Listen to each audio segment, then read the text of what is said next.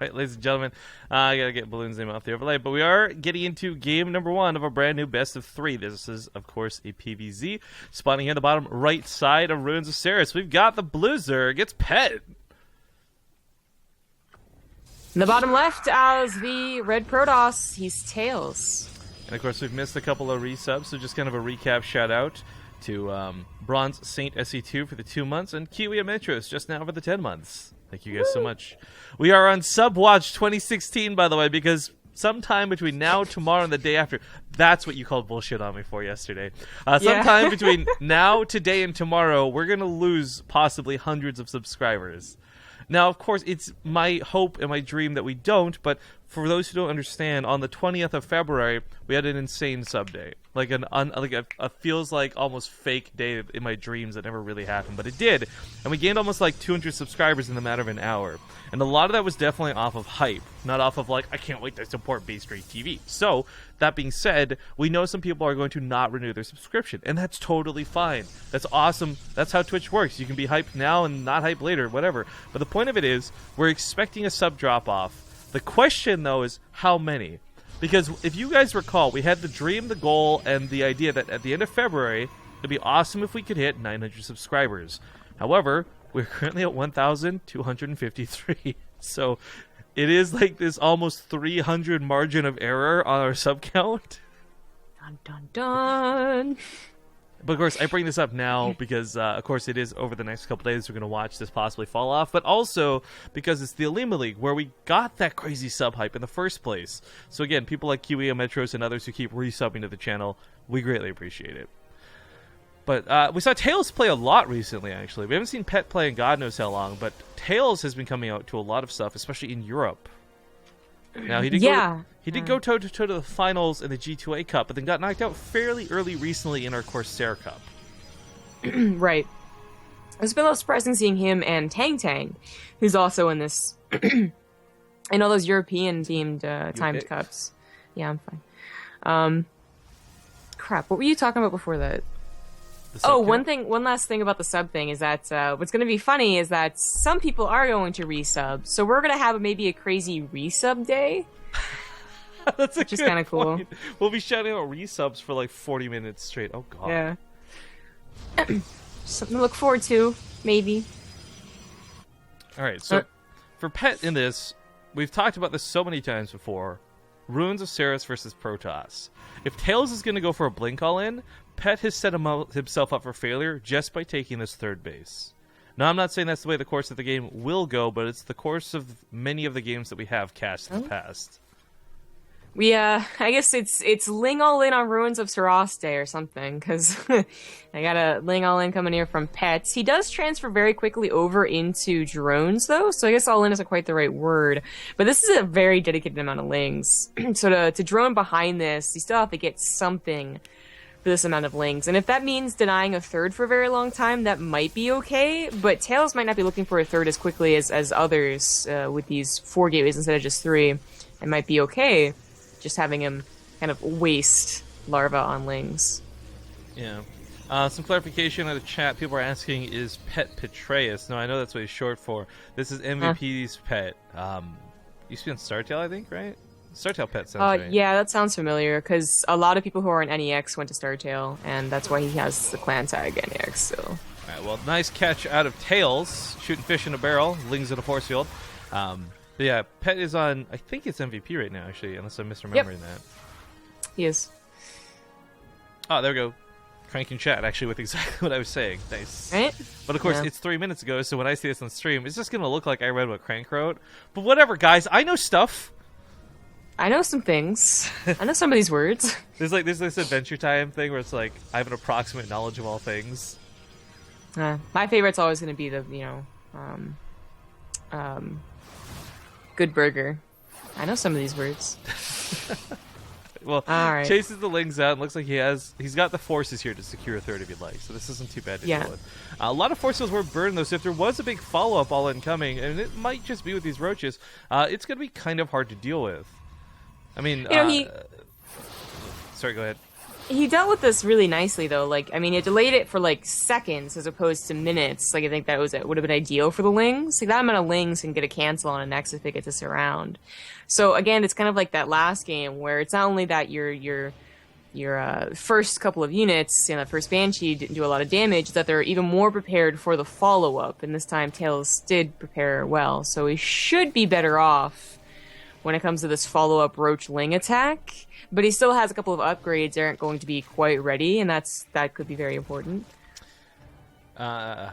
Okay, so I really want to focus on the game, right, for the first time ever. But a quick last thing off topic for those who keep asking about the bot giving issues with checking Partoofs in the channel. Twitch is changing a lot of their stuff, and not all the bots have been updated in time. I'm not a programmer. I use somebody else's bot, and I have no idea how to fix it. So I do apologize for those who can't check their Partoofs, but that's not something that will be resolved easily or today even. Force field's going down, and the corrosive bows break the first couple. I love seeing this. You don't see a lot of Zerg players actually utilize corrosive bow for what it was intended for. Oh, he's but on the force fields. Yeah, they're dry. That's what we talked about earlier. He burned like 7 just trying to catch Lings. Yeah. Well, he also pushed out against what was probably like going to be an all-in from Pets, and this was just, I think, supposed to be like a poke, like catch you while you're macroing, and instead it kept an army out in the middle of the map. GG. I was gonna say, his kiting's nice, but he wasn't kiting for anything. Like, he wasn't buying time. He wasn't whittling down the roaches. Incoming transmission. Got a little bit messy. That game up to just quite bad scouting. Like, I don't think he ever had an observer over there, or if he did, it was the last second. So otherwise, I don't know why you would push out versus that. So. I think that's a fair way to describe the way that went. But yeah, so game number 1 goes to our Zerg player, Pet. We also had a donation come in right at the end of the broadcast, or at the end of the game, excuse me. $5.69 from Lego Master 666. He says, "Hey Rifkin and Zombie Rep, love the cast. Hey Rifkin, being a vampire, do you ever have problems with puncture holes in your pillows? Love sub number 955." Okay, Is it like a baby, sucking on his thumb? He has to suck on a pillow. Right, so like that brings up the first question in this donation message, where like, why would there be holes in my pillow? Like, am I biting into it because it's like an oral, like when people try and quit smoking, right? They need an oral fixation, so they chew on lollipops or their pens. Is this something where like I'm trying to quit sucking on blood, so I'm chewing on pillows? Like, I don't understand the context of why my pillow would have holes in it. Secondly, I love that this guy remembers what sub number he is. I've been doing this on purpose, like giving people their sub numbers, kind of like taking a ticket. And I love that he remembers he was like 955. That's awesome. Oh, let me join in. Sorry, I didn't realize the lobby was up. Map number 2, going to be Dusk Towers. TAiLS pick. But being not a vampire, I don't know how to answer that question, my friend. I was hoping my stupid giggles would go away by the time the intro is done, but I'm just like thinking, like, put a hole in your pillow because you can't get a vampire girlfriend. You know what I'm saying? Like, All right, ladies and gentlemen, welcome back. The score is, of course, 1-0 for this player. In the top right corner of Dusk Towers, the Red Zerg player, Pets. In the bottom left, as the Blue Protoss, he is TAiLS. Now, TAiLS, as you said, there wasn't really a lot of reason to push out for that game. You chalked it up to bad scouting, but I would also say there was just a lot of wonkiness in general. I mean, the third timing being delayed, did that make him feel more pressured than it should have? Did he not properly assess his own situation before guesstimating on his opponents? I mean, TAiLS is making a lot of these same sort of questionable decisions against BCQD when he lost him in the finals of the G2A Cup recently. Oh, yeah. Yeah, we kind of chalked that up to it being such an odd time, but this is not an odd time. Well, yeah, no, this is actually, why you got to stop making excuses for the players. Yeah, obviously. Yeah, I was gonna say maybe his sleep schedule has changed to accommodate like playing in these European Cups. But even if it was, this would be like morning, so it's still like you should still be awake at is it 10:30 at night? I think in Korea right now. Anyways, it just might be that his game sense is all whacked out. That he hasn't really, I don't know, he hasn't really found his groove in Legacy of the Void. Who knows? Good question in the chat from Lemony Tang says, when's the next game with Terran in it? And unfortunately, we have absolutely no way to answer that for you, friend. There's been so few of our regular Terrans. Like, I'm curious why Reality and Ryung and... Yeah, well, I guess we know why... Actually, I could answer that. Whenever you see Balloon random Terran is when you're going to see it, because there are no other Terrans. Nailed it. But anyways, this is a little bit funny to me because for a long time, the Olimoleague for almost like 6 weeks straight was TV, TV, TV, TV, TV, TV. So really, what did happen to all the Forte and? I don't know, man. You got 2 Zergs up top, random player. Let's see here, Zerg. I don't know who Easy Peasy is. Protoss, Zerg. They were all probably simultaneously like, Terran is such an easy race to play.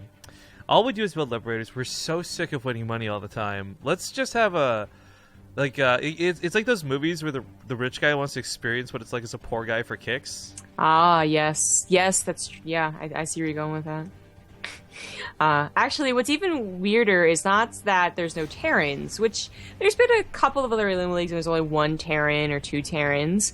It's that it's not also all Zerg. Like, there's actually a fair number of Protoss, which is really weird, because usually Protoss is the one that we're just like, where's the Protoss at? Nowhere? Okay, then. There's like that one guy that makes it to the finals, and he was like the one Protoss in the entire thing. But now we have 4 Protosses, potentially. Potentially. It is worth noting Seed and Choya are probably big candidates of said Protoss. I know you said we should probably follow this. I kind of want to ask Crank to hold Sulky and Choya, though, to be honest. I think that for me is one of... Like, Seed's a great player, and there's no reason not to cast him, but I just feel like Sulky being the regular Olimoleague hero and Choya being the cheesy, dastardly villain that he is, I think that's a better matchup. Would you be upset if I poked Crank? No. I think that Sulky's going to take it easily, but that's where stories come from. We do have a lair, actually, from Pets without a Roach Warren, it looks like. We'll see if he adds one on about midway through, or if he's going to go for, like, stupidly fast Spire.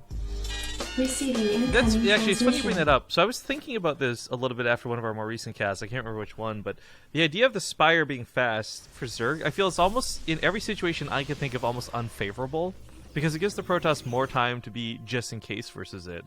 I really like those sort of tech swap Spires, and I don't mean like, okay, you went Roaches and then put down a Spire a little bit afterwards, but I mean like the really catch you off guard Spire timings. I think, I hate to reference him because he's not the biggest pro player of all time, but Penguin does that really well in his setup, because he will sometimes go mutas, sometimes not go mutas, but either way have the end game be mutas so he can do base trades and things like that. And it almost always catches better players way off guard because of it. Yeah, I see where you're going with that, but there's this other big problem where it's not necessarily that you have to wait to surprise your opponents, as, this is the only scouting TAiLS has had since the probe, and that's potentially could not have seen a Spire if it was in the main base. Actually, not a Spire, though. It's a Hydralisk Den, and +1 missile weapons, so we do have Ling Hydra. See how quickly he goes for a Lurker Den after this. Yeah, the speed of the Lurker Den being the biggest thing in question, because that's, I think, if you guys saw recently Mana made this post, I know Nurchu made like a bit of a sarcastic response to it, but I think all in all, we all know that Lurkers are incredibly strong. They're not broken by any means. In some situations they look broken, but so do most units in the game, given the right circumstances. But Lurkers are just so damn good in this matchup. You can't not go for them if the opportunity is there. Gonna see this push out in the middle of the map, a little bit strange from TAiLS, because who the hell does Zealot Sentry? But yeah, this will work versus Hydras. If it holds them in place, the Zealots get to connect. Zealots do a tremendous amount of damage. Especially if charge finishes, but that's going to be a lot of Hydralisk. I don't even think the amount of... there's just not enough units, I think, for, 14 Hydralisk on the way? 15? Yeah, I agree. And then these units are caught out in the middle of the field. I mean... this push out was so awkward in the first place. Seeing that this Hydras, he can get away off of creep from them as long as the Lings aren't chasing. Excuse me. Charge finishes and he doesn't lose any units, so I guess that's the important thing. He's not losing anything here, but it also scouts the composition. Just barely got to see those Hydralisks chase after him. And luckily for him, like, Chargelot Storm is an okay composition against Hydras, and still no Lurkers, so especially against pure Hydra Ling. And that's really interesting. Like, I was just looking at everything set up, and if it had been a Spire, I was like, oh, TAiLS is so dead, because he was going for Charge Storm. Like, he would have a couple of Archons maybe to help out, but they rarely really help out. So you can't chase mutas. It's been forever since I've seen it, but I remember there was a unit, someone did one of those unit simulator situations, Mass Sentry versus Mass Mutas, and the Sentries won because Guardian's Shield was so damn good. So I'm wondering if there's ever going to come a day where, like, Mass Sentry is the final option. One day when gas is unlimited. Right, exactly. Good thing about to sell out. Right before we get into the engagement here, Aurelian says, love the stream, just found out about you guys. How can I find out more about what you're doing? Go to our website, BaseTradeTV. We We have a calendar there with all of our events we're casting and all of the events we create on a regular basis. But storms are pretty nice, and these charge lots, even if they don't get the swipe, let's not forget charge does damage nowadays. Like, what? Right. So the storms are, they're trying to get the Hydras down to an 11 count. The charge lots really get the last hit. But getting really disjointed, letting his High Templars die. Honestly, Pet was onto it, right? Like, after the initial engagement, he was like, oh crap, like, charge lot storm, that's really weird. So he was starting to split. And it didn't look so hot even with the High Templars alive. But it would have been better had he just stayed all together for sure, and maybe he could have taken a better army trade face to face. But now he doesn't have to worry about the lurker follow up. There's still a lot of Hydras. I think TAiLS just gonna lose this game, but we'll see what Storms can do on the defense. I sort of put out how damn effective charge lots were. Now they waste all their charge on Lings. Oh no, so they actually can't take this fight. Because the charge lots were doing great against the Hydras before. Now there's a couple more Storms layered in. He's looking to get 5 more energy on the Templar, 4 said Storms. He's got a lot of Zealots. The nice thing is by investing in pure Zealots like this, it's no gas cost, so that's more money for Templar. More money for a double Robo setup after this. But there's just no way that this army takes on the Lurkers. Oh, Jesus. Oh, thank God they didn't actually run forward, though. Like, that could have been worse. But, yeah, the Lurkers are really what's going to trump this composition. Sure, it was a decent one against Ling Hydra, but I think the numbers were really what was problematic. There wasn't enough charge outs or enough storms, but then add in the Lurkers, and there's just not enough anything. Those storms are pretty good in the right side, though. But the charge on the left was not too bad either. TAiLS not taking a terrible fight by the end of the day. Look at that army supply difference, guys. 48 to 91. Pet just is winning this tug-of-war. Double Immortals, double Robo, not bad, but almost too late it feels. The Zealots tear through the Hydras, by the way, absolutely dicing them up. I'm loving showing this game. Well, it's not going well for TAiLS. It is showing the strength of charge lots. It is. I mean, it's an interesting composition and one that I don't know. Like, it has to work for him sometimes, right? Like, it's the 3-4 axe mentality. But if it doesn't work against Ling Hydra, I do wonder what it's supposed to work against. Like, these are things that are both acceptable to Storm and charge lots, and it still didn't work. He was simply outmasked. And not off a bad macro game either. He didn't delay his third super long time. There's no wing attacks. It just didn't work. Well, Pet takes a nice 2-0, so congratulations to him as he'll advance on in the brackets. We don't know if Sulky's done yet or not, or what's going on with that. So if it's going to be a while, we might just go on and catch Pet versus Seed. We're going to go to commercial break first. We'll discuss what we're casting next. We might just do Pet versus Seed, though, because it is ready to go right now. Either way, we'll see you guys in a couple minutes.